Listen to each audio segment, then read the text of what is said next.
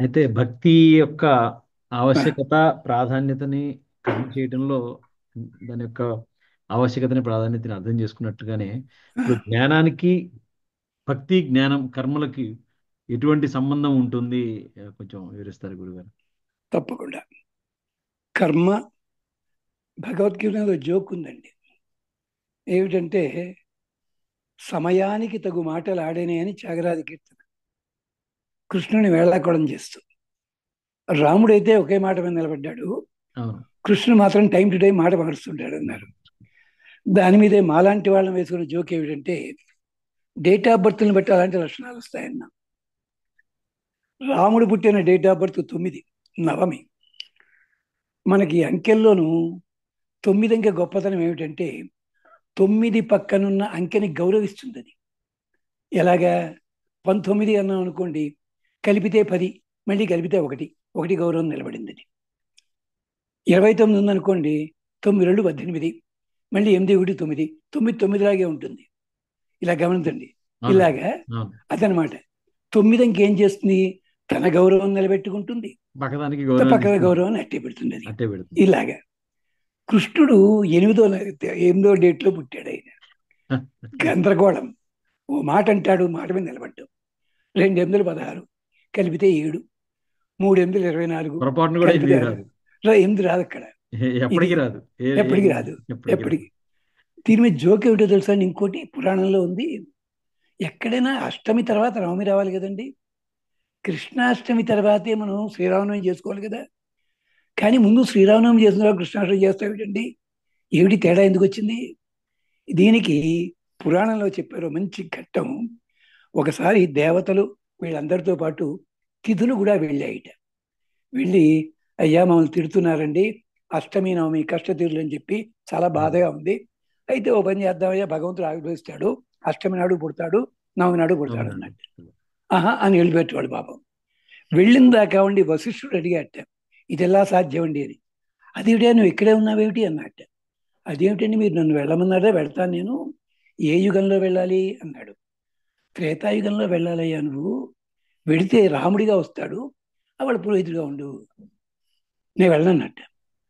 యుగాలలో మొదటిది కృతయుగము, రెండోది ద్వాపరయుగం అవ్వాలి. కదా రెండోది. అవునండి. అవును. అవును. త్రేతాయుగం అంటే మూడోది కావాలి. ఇప్పుడు మీరు త్రేతాయుగం అంటున్నారు, మీరు కృతయుగంలో ఉన్నారు ఇప్పుడు ఇక్కడ. అంటే నేను రాముడి కోసం అని చెప్పి ఇప్పుడే వెళ్ళి కూర్చుని ద్వాపరయుగం గడిచిపోయి త్రేతాయుగం వచ్చేదాకా 2 యుగాలు వెయిట్ చేయాలా? నా వల్ల కాదన్నట్టు వశిష్ఠుల వారు. ఒరే నాయన, మాట ఇచ్చేసాను రా బాబు, నాకు తెలియదండి అన్నట్టు ఆయన. అందుకని వశిష్ఠుల వారి కోసం ఈ పెద్ద మనిషి ఏం చేసి తెలుసురా?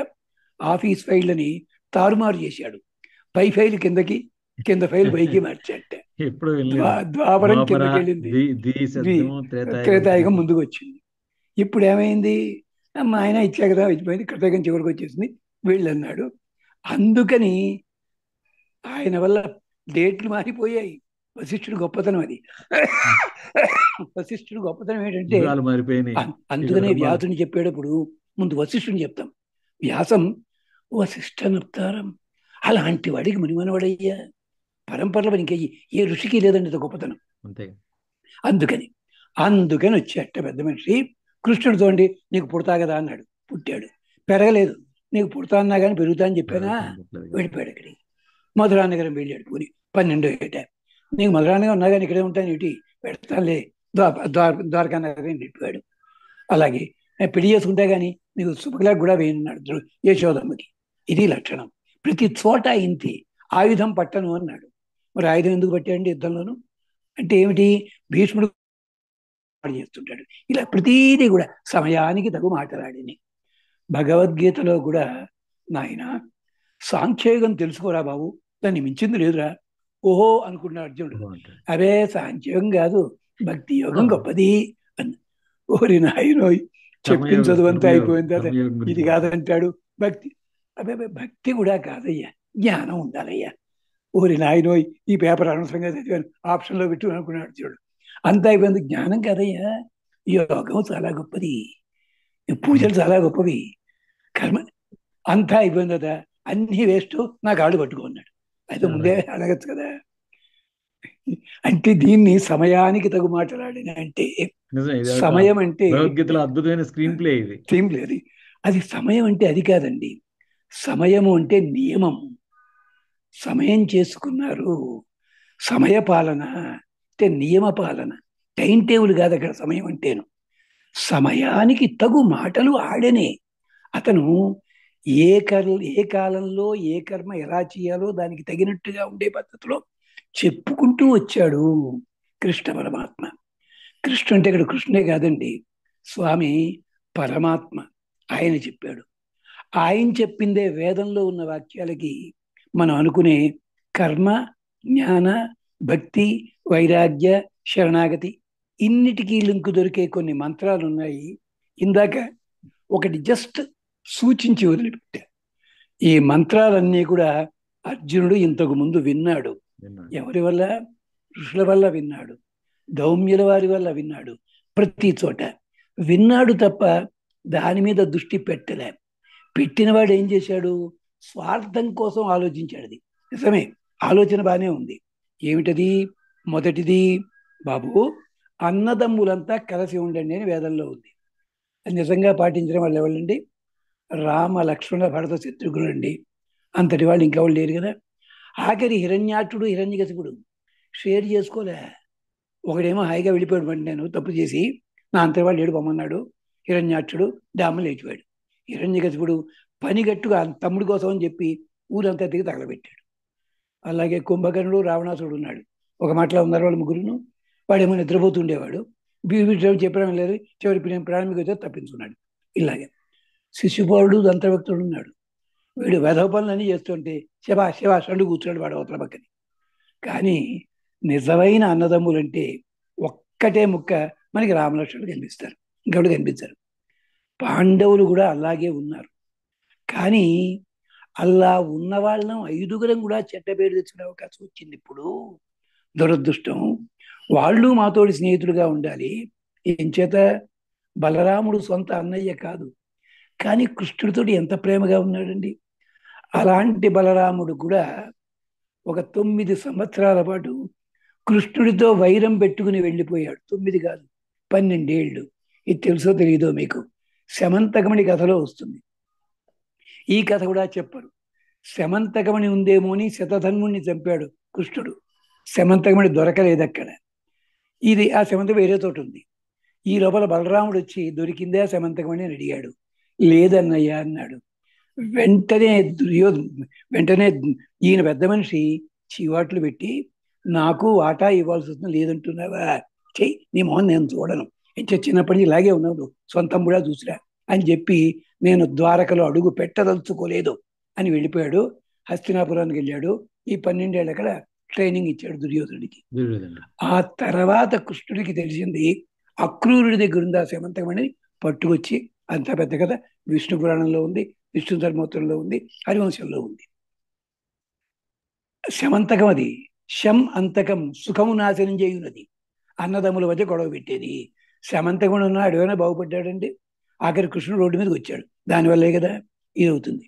అందుకని అన్నాదమ్ములు కలిసి ఉండాలన్నప్పుడు వీళ్ళు కూడా నిలబడలేకపోయారు. గమనించండి కాస్త చమత్కారం అదనమాట. అందుకని దుఃఖపడ్డాడు. కానీ వేదం ఏం చెప్పింది? ఋగ్వేదం సమ్మన్యస్య సూక్తమని అథర్వవేదంలో కూడా ఉంది. ఇవన్నీ చెప్పడానికే కృష్ణుడు వచ్చినప్పుడు అలా జరగటం లేదేమని బాధపడ్డాడు అర్జునుడు. అందుకని కృష్ణ పరమాత్మ, నువ్వు ఆనాడు వేదాల్లో చెప్పిన అబద్ధం అవుతున్నాయి అని దుఃఖపడుతుంటే చెప్పింది అదే కారణంరా, కానీ నువ్వు ఇప్పుడు చెయ్యాలి అని చెప్పడం కోసమే కర్మ, జ్ఞాన, భక్తి, వైరాగ్య, అనుష్ఠానములు, శరణాగతి ఒకటే అని చెప్పడానికి ఈ మంత్రాలు ఉన్నాయి. ఈ మంత్రాన్ని మనం మామూలుగా బ్యానర్లా వాడుకుంటాం తప్ప అర్థం తెలుసుకోము, వీటితోటి కలపము. లేకపోతే చూడండి, రాముడు వెళ్ళాడు, లక్ష్మణ స్వామికి వెళ్ళాడు. సీతాదేవి అడిగింది, ఏమయ్యా నేను రాముడితో వస్తున్నా కదా, మరి మా అమ్మాయి వస్తుందా నీతోటి? లక్ష్మణ స్వామి మాట చెప్పాడు, నేను అన్నయ్య గారిని అనుసరిస్తాను, మా ఆవిడ భర్తను అనుసరిస్తుంది అన్నాడు. ముళ్ళపూడి వెంకటరమణ గారు సంపూర్ణమైన అద్భుతం డైలాగ్ రాశాడు. సరేనండి. మరి శృతకీర్తి శత్రుడితో పక్కనే ఉంది. దురదృష్టం ఎవరిదండి? మాండవిది. ఎందుకని? ఆవిడ భరతుడి దగ్గరికి వెళ్ళడానికి లేదు, ఊళ్ళో తిండి తినాలి లేదు. అందుకని అందుకని ఊర్మిళ నిద్ర. మాండవి ఒక్కతి కూర్చుంది అయోధ్య నగరంలో. శృతకీర్తి ఆయనతో పాటు ఉంది. అన్నదమ్ముల మధ్య ఉన్నటువంటి ఆ ఏకత్వం వల్ల వీళ్ళు ఇబ్బంది పడ్డారు. అందుకనే గుదిమెళ్ళ రామానుజాచార్య గారిని, ఆయన విజయవాడ దగ్గర ఊరది చుండూరు, అక్కడ ఆయన మాండవి అని ఖండకావ్యం రాశారు 60లో. అప్పట్లో సెవెంత్ వాళ్ళకు కూడా పాఠాలు ఉండేవి దాంట్లోంచి. ఇలాంటి అన్నదమ్ములు ఎక్కడా లేరు. అలాంటి వాళ్ళు నాశనం అవుతారే అని బాధ. దీన్నే వేదంలో వరుసగా చెప్పారు. ఎవళ్ళెవళ్ళు ఎలా ఉండాలి చెప్పింది. వాటి కోసమే కాదు, అన్ని శాస్త్రాలు ఇలా ఉండాలి అని చెప్పింది ఇండైరెక్ట్ గా. ఇంచేత గౌరీర్మిమాయ సలిలాని తక్షతి ఏకపది ద్విపది సా చతుష్పది అష్టాపది నవపది. శాస్త్రములన్నీ విడివిడిగా కనిపించిన వీటి మూల సూత్రం అంతా ఒకటే. ఇది చెప్పడానికే ప్రస్థానత్రయంలో భగవద్గీతని చేర్చాడు. శాస్త్రములన్నీ ఒకటి, సమాజమంతా ఒకటి, భావములన్నీ ఒకటి అని చెప్పడానికే భగవద్గీతని మౌత్ పీస్ లా వాడుకున్నాడు కృష్ణ పరమాత్మ. ఇంతకుముందు ఎవడు ఇలాంటివి చెప్పలేదు. చెప్పిన ఉన్న ప్రచురణలోకి రాలేదు. అది విశేషం ఇక్కడ. చేత చెప్పినవాడు సాక్షాత్ సహృదయం. చెప్పినవాడు సాక్షాత్తు భగవానుడు అవ్వడం వల్ల, భగవానుడు వల్ల పైగా ఒప్పుకున్నాం అది అక్కడ. యుద్ధ సమయం, క్లిష్టమైనటువంటి పరిస్థితి, ఏ చెట్టు కిందో ప్రశాంతంగా ఉన్నప్పుడు చెప్పచ్చు జరిగిన సంభాషణ కుదరదు. కాదు. అది పైగా ఇంకోటి, నిజంగా ఇలాంటి వైరాగ్యం వస్తే రామచంద్ర స్వామి వచ్చిందే, అది మీరు అప్రిషియేట్ చేయరే? రాముడు ఏమన్నాడు? సీత కనిపించకపోతే బాణం తీసి 7 లోకాలు తగలబెట్టవద్దు చూడన్నాడు. వెంటనే లక్ష్మణస్వామి ఆపాడు. అన్నయ్య తప్పు చేస్తున్నావు, మనం వచ్చిన మరొకటి ఆపు అన్నాడు. అలాగే సముద్ర శరణాగతి దగ్గర అది చేయబోయాడు. లేదు, సాక్షాత్తు లక్ష్మణుడే తప్పు చేయబోయాడు. బ్రహ్మాస్త్రం ప్రయోగిస్తా అన్నాడు. నాయన ఇప్పుడు ప్రయోగించకు, వాడి కోసం బ్రహ్మాస్త్రం కాదు, వేరేది ప్రయోగించు. బ్రహ్మాస్త్ర ప్రయోగం రావణాసుడికే చేశాడు, ఇంకెవరికి చేయలేం. చూడండి, ఇలాంటివన్నీ ఉన్నాయి అన్ని చోట్ల. చేత విషాద యోగాలు అన్ని చోట్ల ఉన్నాయి. కానీ ఇక్కడున్న విషాద యోగం కలియుగానికి దగ్గరగా ఉన్నది. అందుకోసం అని చెప్పి ప్రస్థానత్రయంలో అన్నదమ్ముల మధ్యలో ఉన్నది, అన్నదమ్ముల మధ్యలో రాజ్యం ఉన్నది. కోసం ఆ, ఉన్నది. అలాంటిది. అందువల్ల దీనివల్ల రాబోయే తరాలు నాశనం అయిపోయి వంశాలు దెబ్బతింటాయి కూడా. ఆధునిక కాలంలో వంశాలు దెబ్బతింటా చూసాం కదా మనం. అవునండి. అందుకనే చెప్తుంది సత్యభామతో ద్రౌపది, ఏకాంతంలో ఉండగా వయసులో ఉన్న కుమార్తెతో తండ్రి మాట్లాడకూడదు. ఏకాంతంలో వయసులో ఉన్న యువకుడైన కుమారుడితో తల్లి కూడా ఏకాంతంలో మాట్లాడడానికి వీల్లేదు. ఒక్కసారి మీరు కొన్ని కేసులు తీయండి, బాంబే ఇలాంటి చోట్ల వచ్చినవి, అలాగే ఇప్పుడు వస్తున్న కేసులు ఎందుకు వచ్చాయండి అవిను. మీరు పత్రిక పేరు నేను చెప్పడం బాగుండదు, అది 78 దాకా వచ్చేది ఆ పత్రిక పేరు, ఇంగ్లీష్ పత్రిక. దాంట్లో ఇలాంటివే పడుతుండేవి. పాత పత్రిక కూడా 5 రెట్లు పెట్టి కొనుక్కోవాల్సి వచ్చేది. ఎమర్జెన్సీ వచ్చిన తర్వాతే అది మూతపడింది. బాంబే నుంచే పబ్లిష్ అయింది ఆ పత్రిక, ఇంగ్లీష్ పత్రిక. డి తోటి స్టార్ట్ అవుతుంది అది, ఆ పత్రిక పేరు. ఇలాంటి కేసులు ఎన్ని వేశారు అంటే ఏమిటి? ఆధునిక కాలం పేరు చెప్పుకుని ఎన్నో తప్పులు జరుగుతున్నాయి. ఇది కారణం అన్నమాట. అది ఆనాడే ఊహించింది ద్రౌపదీదేవి, చెప్పింది సత్యభామకి. అలాంటివన్నీ చెప్పడానికి ఇక్కడ సహృదయం సౌమనస్యం అవిద్వేషం కృణోమి అన్యోన్యం అభిహర్యత వత్సం జాతమివ అగ్నియ. ఇది మొట్టమొదటిది. ఐకమత్యంగా ఉండండి, అందరూ సరిగ్గా ఉండండి అని ఉపదేశం కాదండి ఇది. పొద్దున్నే దీపం వెలిగిస్తూ సంకల్పించుకోవాల్సిన మనస్మాటిది. ఎలాగో తెలుసునా, వత్సం జాతమివ అగ్నియా. ఒక ఆవుకి దూడలు పుట్టాయి. ఒక దూడ ఎదిగిన తర్వాత రెండో దూడని చిన్నగా ఉందని పొడుస్తుందా? లేదే. ఆ చిన్న దూడ మీద ఎవడైనా వస్తే పెద్ద దూడే పరిగెత్తుకు వస్తుంది అక్కడ. అలాగా అలా ఉండండి మీరు. ఇదొక అధర్వవేద మంత్రం. ఇది కూడా కృష్ణ పరమాత్మ భగవద్గీతలో 1-2 శ్లోకాలు చూపించాడు. దాన్నే ఏమన్నాడు? శరణాగతి తత్వంలో భాగంగా చూపించాడు దాన్ని. అలాగే జ్ఞానము లోపల భాగంగా చూపించాడు దాన్ని. అలాగే ఇంకోటి ఉంది, మా భ్రాతరం ద్విషత్. మనకి సంస్కృతం అర్థమైపోతుంది ఇది, అంత సింపుల్ శ్లోకాలు ఇవి. సోదరుడు సోదరుడితోటి పెట్టుకోకూడదు, శత్రుత్వం పెట్టుకోకూడదు. మా స్వసారం సంయంచ. అక్క చెల్లెళ్ళు కూడా కలసిమెలసి ఉండండి జాగ్రత్తగాను. సవ్రతా భూత్వ వాచం వదత భద్రయ ఒకే వ్రతము కలిగి, ఒకే నియమము కలిగి, అంటే మీరు ఏ పనిలో ఉన్నారో, ఏ వృత్తిలో ఉన్నారో, ఏ సమాజంలో ఉన్నారో, అందరం ఒకే మాట మీద ఉండి మీరు ఇది చేసుకోండి. ఇది సవ్రత భూత్వ. దీనికే ఒక చిన్న జోక్ చెప్పాలి, మీరు ఎంజాయ్ చేస్తారు. సవ్రత భూత్వ అంటే ఏలూరులో పవర్పేటలోను, సారీ, ఏలూరులో అగ్రహారంలో అక్కడ ఓ చోటు ఉంది. ఒకటి ఏమిటంటే పార్క్ ఉంది అక్కడ, అగ్రహారం పార్క్. అక్కడ పేరైకోనేరు పార్క్ అంటారు దాన్ని. ఆ పార్క్ లోపల రామనవమి ఉత్సవాలు 1 నెల రోజులు చేస్తారు. 1 నెల రోజులు కూడా ఒక్కొక్క పెద్దవాడిని పిలిచి సన్మానం చేస్తారు. అప్పట్లో 62, 65 ప్రాంతాల్లోది ఎస్వి రంగారావుకి సన్మానం చేద్దామని పిలిచారు వాళ్ళు. దేనికయ్యా అన్నాడు ఆయన. అంటే ఏం లేదండి, నర్తంశాలలో మీ నటన చాలా బాగుంది. వెంటనే ఆయన అన్నాడు, నేను రాను అన్నట్టు ఆయన. అదేమిటండి అన్నాడు. నువ్వు ఇంకో సినిమా పేరు చెప్తే వచ్చి ఉండేవాడిని, ఈ జగన్ నర్తనశాల అన్నావు కదా, నాకు వద్దు. అదేంటి పాత్ర కాదు, నర్తనశాల పేరు పెట్టి ఇవ్వదలుచుకునే సన్మానం ముందు సావిత్రమ్మకి చెయ్యండి. ఆవిడ వల్లే నాకు పేరు వచ్చింది. ఓ పని చేయండి, ఆవిడికి సన్మానం చేస్తే ఆ సభకి నేను అధ్యక్షుడిగా వస్తా. మర్నాడు ఆవిడ్ని అధ్యక్షురాలుగా పెట్టండి, మర్నాడు నాకు సన్మానం చేయండి. ఇంతటి విశాలమైన హృదయం ఏ భక్తుడికి ఉంటుందండి, ఏ కర్మనిష్ఠుడికి ఉంటుందండి? ఆలోచించండి. అతేం నష్టం లేదు, ఎవరికి సంబంధించిన సంబంధం లేదు. రావడం వెళ్ళబోతుంది, డబ్బులు పోవడం కదా. అంటే ఏమిటనమాట? సవ్రతాభూత్వ, ఒకే మాట మీద ఉండాలి. అలాంటి ఐకమత్యం కావాలి. వాళ్ళ వృత్తి ఏది కానివ్వండి, పర్సనల్గా ఏదైనా కానివ్వండి, వృత్తికి సంబంధించి అది. సంయంచ సవ్రతాభూత్వ వాచం వదత భద్రయ, వాక్కుని సక్రమంగా పలకండి. భద్రవాక్కు అంటే మాట మాట్లాడితే ఆ మాట క్షేమం కలగాలి. కృష్ణ పరమాత్మ రాయబారానికి వెళ్ళినా అదే చేశాడు తప్ప పనిగట్టుకు మెల్తి పెట్టలేదు ఎక్కడా కూడాను. తప్పు జరుగుతుంది, ఇది ఆపండి అని చెప్పాడు. అది మెల్తిలా వాళ్ళకు వచ్చింది పాపం. అది జరిగిన పని. వాళ్ళల్లో వాళ్ళు కొట్టుకు తెచ్చారు తప్ప ఈయన పెట్టిన దాని వల్ల కాదు. ఈయన మీద దోషం పెట్టారు వాళ్ళు. ఇది. అంతేకాదు, సమానీ ప్రభ, ఒక నష్టం జరిగిందండి, మంచినీళ్ళు దొరకలేదు.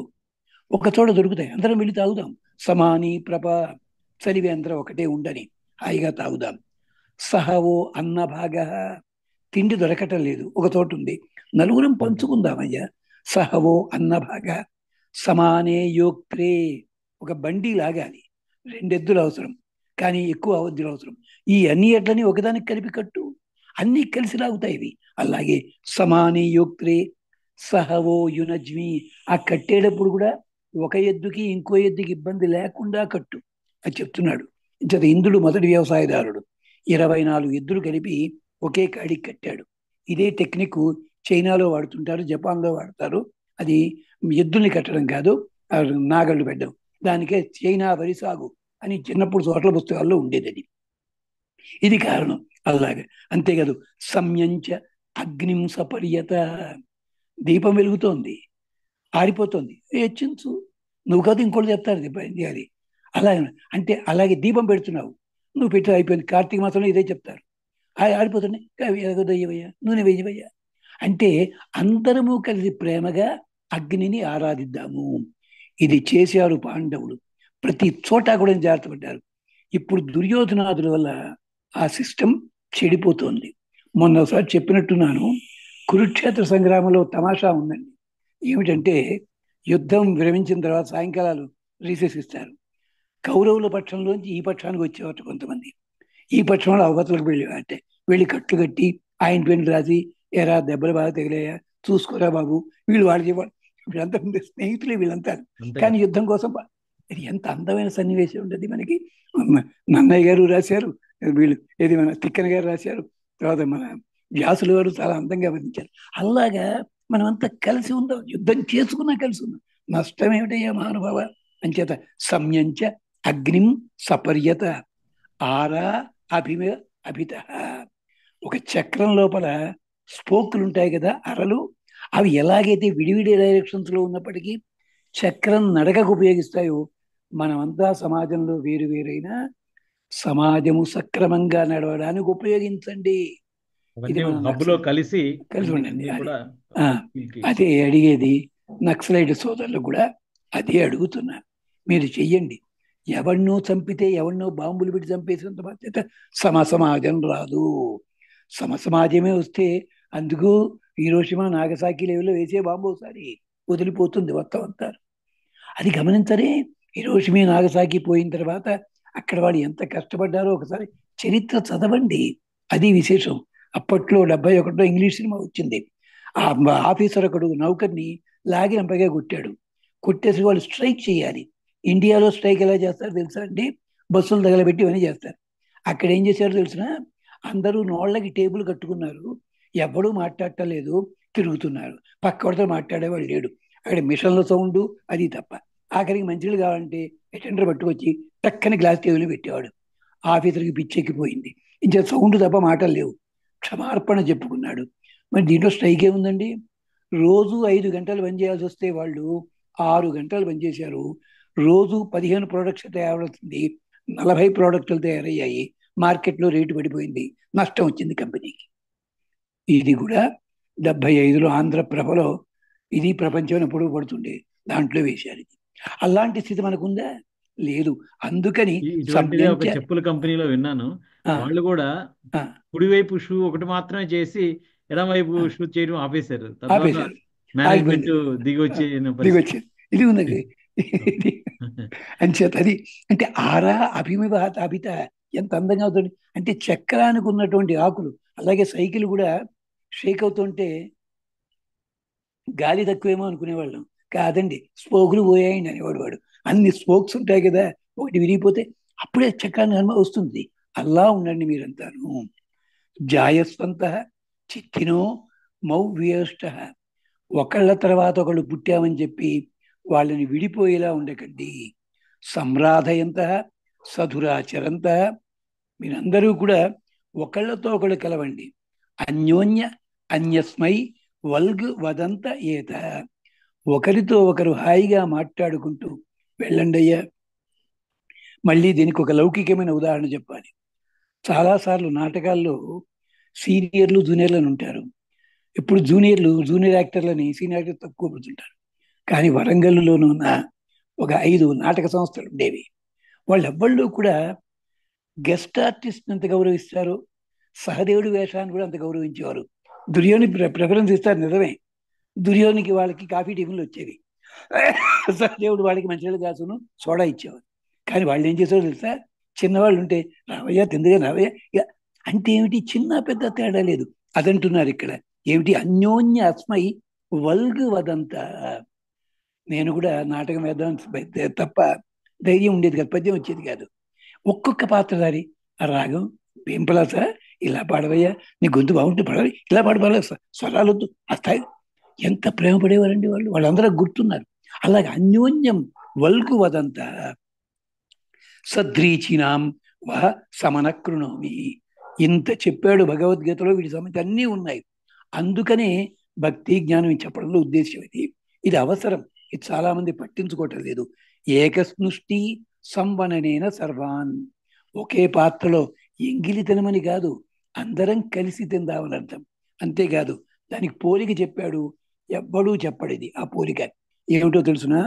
దేవాయువ అమృతం రక్షమాణ. అమృతం కలశం ఒకటే. ఒకడు తాగితే గొప్ప అవుతాడు. కానీ అమృత కలశాన్ని ఇంద్రుడు ఒక్కడే రక్షించలేదు. ఇంద్రుడి దగ్గర అట్టే పెడితే దేవతలందరూ రక్షించారు. అంతేతో మధ్యలో వెళ్ళి తాగేసి ఒక్క దుఃఖ తాగేసి ఇంద్ర నీకంటే గొప్ప అంచుదా వీడు ఎవ్వడంలా. అమృతాన్ని ఎలాగైతే దేవతలంతా కూడా ఒకే రకంగా రక్షించారో, నీ సమాజాన్ని, నీ వాక్కుని, నీ ప్రవృత్తిని, నీ ఉన్నటువంటి వ్యవస్థని అలా రక్షించుకోరా బాబు. అందుకని ఏడ్చాడు అర్జునుడు అక్కడ. అలా వ్యవస్థ నాశనం అవుతోంది అని బాధపడ్డాడు. దానికి నేను కారణమవుతానేమో, నన్ను లోకం నిందిస్తుందేమో అది భయపడ్డాడు. అది అంతేకాదు, సమిత్ యువసే పురుషన్నగ్నే. మీరు ఏ పని చేసినా కానీ అది నిప్పు లాంటిది. అది కాల్చేనా వేస్తుంది, లేదు మంచినైనా కలిగిస్తుంది. మంచిని కలిగించేలా మా ప్రవర్తన ఉండాలి. విశ్వాన్ ఆర్య ఆ సంసద ఇద్యువసే. అన్ని ప్రాణులు ఐకమత్యంగా ఉండేలాగా. ఇది ఎవడో చెప్పకల, భగవద్గీతలో కూడా అదే చెప్పాడు పాపం. నాయన సర్వధర్మాన్ పరిత్యజ్య మామేకం అంటే అర్థం ఏంటి? నేను అందరినీ చూసుకుంటా గనక నువ్వు చేసినా చెప్పినా నన్ను పట్టుకోరా బాబు, నేను చూసుకుంటా కదా అంటున్నాడు ఆయన. అంతేకాదు ఇదే చివరికి కర్మజ్ఞాన భక్తి యోగాలని చెప్పడంలో దాంట్లో లేటెంట్ మెసేజ్ ఏమిటి అన్నట్టయితే సమానో మంత్ర, మీ అందరి ప్రవర్తనలు నడిపించేలాంటి తత్వం ఒకటే కావాలి. సమితి సమాని, నిజమే మీ ఆలోచనలు వేరుగా ఉంటాయి. మీరందరూ కూర్చుని మీటింగ్ పెట్టుకున్నారు. సమితి, సమితి అంటే రెండు అర్థాలు ఉన్నాయండి. ఏమిటంటే అది 10 మంది కలిసే మీటింగ్ అని ఒక అర్థం ఉంది, 10 మంది కొట్టుకు తావడం అని కూడా అర్థం ఉంది సమితి అంటే. ఇంచేత ఒక అభిప్రాయం కూడా పడదు. అందుకని ఆపరా కాసేపు. టైం ఎంత అయింది?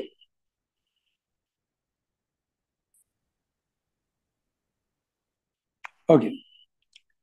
ఈ సూక్తాలన్నీ విని ఒక ఆయన వేళాకోళం చేశారు. ఏమిటండి ముష్టివాళ్ళ గోపిజన సూక్తం మాకు చెప్తున్నారు అన్నాడు. ముష్టివాళ్ళ సూక్తం ఏమిటయ్యా అని అడిగా. ఏమనండి రామకృష్ణ మట్టి వాటిలోనూ పుస్తకాలు ప్రింట్ అయ్యాయి, ఓకే. భిక్షు సూక్తం అని ఉందండి దాంట్లో, మరి భిక్షు అంటే ముష్టివాడే కదండి అన్నాడు. తుంపతగా దాని అర్థం చూసుకోరా, భిక్షు అంటే ముష్టివాడు కాదురా బాబు, అక్కడ ఉన్నది భిక్షు అనే మహర్షి చెప్పిన సూక్తాలు ఇవి. ఆ మహర్షి ఎవరు అంటే అంగిరసుని కొడుకు, ఆ పెద్ద మనిషి, అగ్నికి సమాధానమైన వాడు. అందుకని దాని పేరు భిక్షు సూక్తము. ఎలాగైతే నిప్పు కణిక ఒక దీపం ఇంకో దీపాన్ని వెలిగిస్తుందో, తన కాంతి తరగదు, దాని కాంతి కొత్తగా వచ్చింది. జ్యోతి సజ్యోత్ చిరాకే చలో, ప్రేమకి గంగా బహాకే చలో అన్నాడు మరి రాజ్ కపూర్ ఎవడో పాపం వెనకటి రోజుల్లో. అలాగే జ్యోతితో జ్యోతి వెలిగించినందువల్ల దీని కాంతి తగ్గదు, దాని కాంతికి నష్టం లేదు. అలాగే ఉండాలి బాబు జీవితం అంటే అని చెప్పడానికి భిక్షు అనే మహర్షి చెప్పిన మాటలు ఇవి. అంతే తప్ప ముష్టి వాళ్ళ కోసం సూక్తం కాదురా ఇది, తప్పర్థం చెప్పి వాళ్ళు అలా ప్రింట్ చేయలేదు. భిక్షు మహర్షిని కింద ఇచ్చారు, నువ్వు ఫుట్ నోట్ చూడవు, ఎవడెవడి కాదాలు కాళ్ళలో పట్టుకుంటావు తప్ప ఇలాంటి ఫుట్ నోట్ దాంట్లో చేసుకో అని చెప్పాను బాబా. పక్క కాలనీలో శ్రీరామ్ అనే ఆయన 2 పెళ్లిళ్ళు చేసుకున్నాడు. ఆ, శ్రీరామ్ 2 పెళ్లిళ్ళు అయినాయి. ఆయన అర్థం అనమాట ఇలాగ. అంచేత ఇక్కడ ఈ ఏమిటది దాంట్లో ఉన్న అంతరార్థమైన మెసేజ్ చూడాలి దీంట్లో స్వామి చెప్పడంలో. మధ్యలో పంచభూతాలు పట్టుకొస్తాడు ఆయన. ఎందుకు నువ్వు యోగం చెప్తావు అంత, పంచభూతాలు కూడా నీ దేనికి? అర్జునుడు యుద్ధం చేయడానికి. దానికి కూడా రీజన్ ఉంది. అంటే ఏమిటి?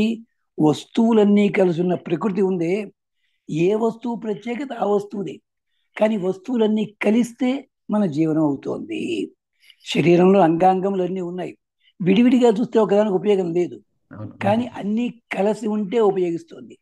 అన్నీ కలిసి ఉన్న కన్ను చూడండి ఎంత చిన్నది మనకున్నది, ఎంత సున్నితమైందండి. గట్టిగా గాలి వీస్తే రెప్పలు పడిపోతాయి. అలాంటిది కన్ను లేకపోతే నడవగలుగుతున్నామా? లేదే. అదే చెప్పింది వేదం. తస్మాత్ ఆత్మ చక్షురన్వేతి ఏకోయంత బహూని అనుయాంతి. ఒకడు ముందు నడిస్తే 10 మంది వెనకాల నడిచారంటే వాడి గొప్పతనం రాది. ఎలాగో తెలుసురా, నీ శరీరంలో ఇన్ని అంగ ప్రత్యంగములన్నీ ఉన్నాయి. ఒకటేమో 2 కిలోలు, ఒకటేమో 5 కిలోలు, ఇలా ఉంది కదా. మరి నీ కంటి తీసుకుంటే గట్టిగా 5 గ్రాముల వెయిట్ కూడా ఉండదు. కంటిని అనుసరించి నడుస్తుంది. ఆత్మ అంటే శరీరం అనే అర్థం ఉంది, ఆత్మ అంటే లోపల ఉండే తత్వం వ్యాఖ్యానం చేస్తారు. అలాగా ఏకోయంత బహుని అనుయాంతి. ఒకడు ముందు నడిస్తే 10 మంది నడవాలి. ముందు నడిచేవాడు ఒళ్ళు దగ్గరుంచుకు నడవాలి. దీన్నే ఆయన ఓ మహాకవి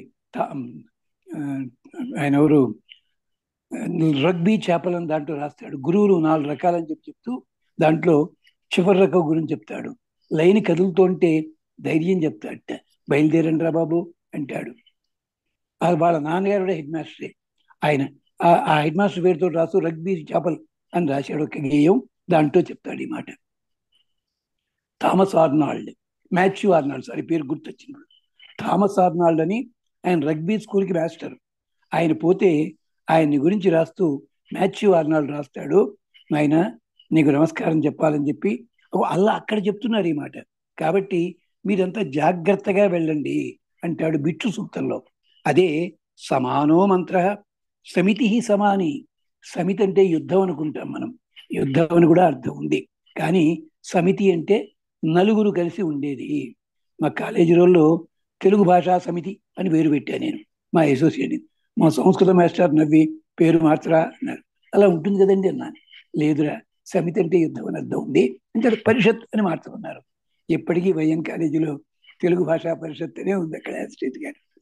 ఆయనే ఆ సంస్కృత మాస్టర్ నాకు ఆశీర్వదించారు. ఆయన ఆశీర్వదిస్తే నవ్వుకున్నాను ముందు శ్లోకం చదివి. తర్వాత అర్థమైంది నాకు ఆయన ఆశీర్వదించడం వల్ల ఇదది. వాణి నత గీర్వాణి బంబర వేణి వల్లకీ సుఖజ పుస్తక పాణి దద్యాత్ వాగ్విలాసం ఉరుకృపయ. నీకు వాగ్విలాసం ఇచ్చుగాక సరస్వతి. అంటే ఏమిటో బిఎస్సి ఎంపీసీ నాకు ఇలా రాస్తాడు ఏమిటి ఆశీర్వచనం అనుకున్నా. తర్వాత అర్థమైంది ఆ మహానుభావం. తర్వాత ఆయన ఉన్ననాళ్ళు ప్రతి ఏడాది ఒకసారి వెళ్ళి మాస్టర్ రివ్యూలో ఎదిగాను నేను, ఇలా ఇది చదువుకున్నాను టీవీలో అంటే సంతోషపడ్డారు. ఆయన 90 ఏళ్ల వయసులో కాలం చేశారు నర్సాపురంలో. ఏజీ కృష్ణమాచార్యుల గారిని, అత్తిలి గోపాలకృష్ణమాచార్యుల గారిని ప్రసిద్ధి. అంచేది ఇక్కడ సమితి సమాని, సభలో గొడవలు ఉంటాయి అందుకని సమితి అన్నారు దాన్ని. సమితి సమాని సమానం మనః, మనస్సులు ఒకటే కావాలి. అభిప్రాయ భేదాలు ఉండొచ్చును, వద్దంటలేదు. అందుకనే జోకోట్ ఉంది. సర్దార్ వల్లభాయ్ పటేల్ ఇవాళ ప్రపోజల్ పెడితేట 6 నెలల తర్వాత ఒప్పుకునేవాట నెహ్రూ గారు. అదంటే జోక్ చేసేవారు అప్పట్లో మాస్టర్లు. అది పద్ధతి అనమాట. అలాగే అంటే తేడా ఉంటుంది, ఒప్పుకొని టైం పట్టొచ్చు, పర్వాలేదు. అంచేత సమానం మన సహచిత్తమేషాం. మనస్సు అంటే మీరు ఆలోచించే విధానం, చిత్తము అంటే దాన్ని ఎగ్జిక్యూట్ చేసేది. సహచిత్తం ఏషాం సమానం మంత్రం అభిమంత్రయే. అందరూ మంత్రం అంటే ఇదని కాదు, అక్కడ ఆహ్వానం చేసేది ఎంతో మననాత్ త్రాయత ఇది మంత్రం. దాన్ని సమానం మంత్రం, చక్కగా ఆరాధన చేయండి అంతే తప్ప ఈ మంత్రాన్ని ఇలాగే చదువుతాను గాయత్రి మంత్రం ఒక్కొక్కడు ఒక్కో స్టైల్లో చదువుతుంటాడు. ఆ మధ్య ఒక ఏమిటది ఈ కంపెనీ ఒకటి టీవీ ఫ్రిడ్జ్లు వీటి కంపెనీ కూడా వాడు అలాగే వేశాడు. గాయత్రి మంత్రంతో టీవీ అడ్వర్టైజ్ చేశాడు 80 ప్రాంతాల్లో. అలాగే ఒక్కొక్కడు చైనా వాళ్ళు ఒకలా చదువుతారు, రష్యన్ వాళ్ళు ఇంకోలా చదువుతారు. రకరకాల ట్యూన్లు, అది దూరదర్శన్లో వచ్చేదని. అలాగా కాదు, మంత్రం అన్నదాన్ని సమానంగా ఎలా చదువుకోలేని వాడు ఉన్నాడు బాబు, ఇలా తత్సవితు వరేణ్యం భర్గో దేవస్య ధీమహి తన్ను అవి చెప్పుకోలాగా నువ్వు చదువు అంతే. సమాని అభిమంత్రయే వహ సమానేన వహ అభిషా జూని. ఏమయ్యా ఇవన్నీ చెప్తావు, మాకు అవసరమా అన్నట్టు వాడు ఎవడో బిట్ సూక్తం చెప్తుంటాను. అలాగా బాబు, అయితే చూడు, తన్నో ద్యావా పృథివీ తన్న ఆపహ ఇంద్ర శృణ్వంతు మరుతో హవం వచ. ఓ నాయన, దీపం వెలిగిస్తున్నా, ఒకటి కోసం కాదు, ఎవరి కోసం తెలిసిన వరుసగా జావ పైలోకం, పృథివి అది వరుణుడు ఆపహ, ఇంద్రుడున్నాడు, మరుత్తులు దేవతలు, వీళ్ళందరూ కూడా నా మాట వినాలి. ఇంచేత నేను ఒక్కళ్ళ కోసం చదవటంలే, ఎవరి చదువు ఎవరు అందుబాటులో ఉంటే వాళ్ళు వింటారు, నాకు రక్షణ కలిగించాలి, మిగిలిన వాళ్ళు చెప్పాలి, ఒరే బాబు వాడు మనవాడు ఎక్కడున్నాడు రా అని చెప్పి. అందుకని మాశూనే భూమ, మాకు దుఃఖం లేని జీవనం కావాలి. మాశూనే భూమ సూర్యస్య సందృశి, సూర్యుని వంటి జీవితం కావాలి. అంటే ఆయన కూడా గ్రహణం పడుతుంది, కొన్ని పోతున్న గ్రహణం కాదురా అది, మేఘాలు తాత్కాలికంగా అడ్డం వస్తున్నాయి, ఛాయ పడుతోంది. జీవంతో జరణాం అసీమహి. సూర్యుడికి ఎవడు శాపాలు పెట్టరా, చంద్రుడికి పెట్టారు, వేరే వాళ్ళు పెట్టారు. అంచేత జీవంతో జరణాం అసీమహి.